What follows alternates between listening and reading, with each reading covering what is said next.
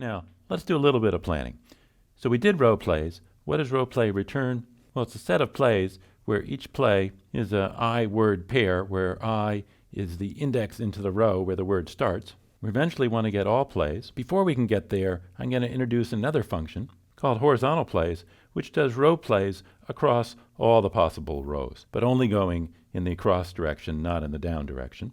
And that'll take a hand and a board as input. A board is just a list of rows, and will return a set of plays where a play, like in a row play, is a position and a word, except now the position is not going to just be I.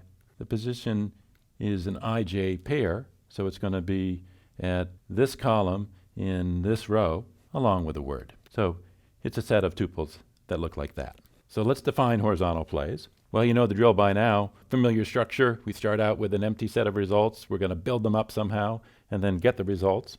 And now, how are we going to do that? Let's enumerate over all the rows in the board. And we just want the good ones, the one from 1 to -1. We don't want the rows at the top and the bottom, which are off the board, are the border squares. So for each good row, I'm going to write a function called setAnchors, which takes the row and modifies that row, mutates the row to have all the anchors in it.